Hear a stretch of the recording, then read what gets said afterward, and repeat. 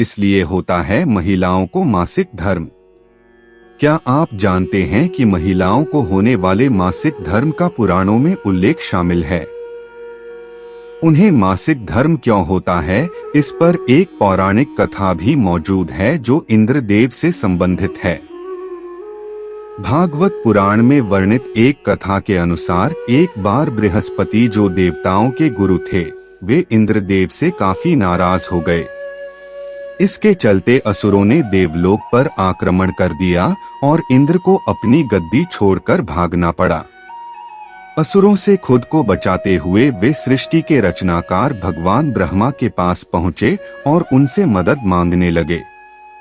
तब ब्रह्मा जी ने उन्हें बताया कि उन्हें एक ब्रह्मज्ञानी की सेवा करनी चाहिए। यदि वह प्रसन्न हो जाए तभी उन्हें उनकी गद्दी वापस प्राप्त होगी। आज्ञानुसार इंद्रदेव एक ब्रह्मज्ञानी की सेवा में लग गए, लेकिन वे इस बात से अनजान थे कि उस ज्ञानी की माता एक असुर थी, इसलिए उसके मन में असुरों के लिए एक विशेष स्थान था। इंद्रदेव द्वारा अर्पित की गई सारी हवन की सामग्री जो देवताओं को चढ़ाई जाती है, वह ज्ञानी उसे असुरों को चढ़ा रहा था। इससे उनकी सारी सेवा भंग हो रही थी। जब इंद्रदेव को सब पता लगा तो वे बेहद क्रोधित हो गए और उन्होंने उस ब्रह्मज्ञानी की हत्या कर डाली। एक गुरु की हत्या करना घोर पाप था, जिस कारण उन पर ब्रह्महत्या का पाप आ गया। ये पाप एक भयानक राक्षस के रूप में इंद्र का पीछा करने लगा। किसी तरह इंद्र ने खुद को एक फूल के अंदर छुपाया और 1,00,000 साल तक भगवान विष्णु की तपस्या की। तपस्या से प्रसन्न होकर भगवान विष्णु ने इंद्रदेव को बचा तो लिया, लेकिन उनके ऊपर लगे पाप की मुक्ति के लिए एक सुझाव दिया। इसके लिए इंद्र को पेड़, जल, भूमि और स्त्री को अपने पाप का थोड़ा थोड़ा अंश देना था। इंद्र के आग्रह पर सब राजी तो हो गए, लेकिन उन्होंने बदले में इंद्रदेव से उन्हें एक वरदान देने को कहा। सबसे पहले पेड़ ने उस पाप का 1/4 हिस्सा ले लिया, जिसके बदले में इंद्र ने उसे एक वरदान दिया।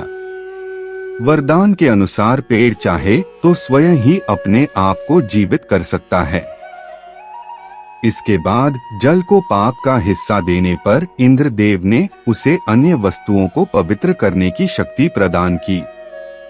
यही कारण है कि हिंदू धर्म में आज भी जल को पवित्र मानते हुए पूजा पाठ में इस्तेमाल किया जाता है।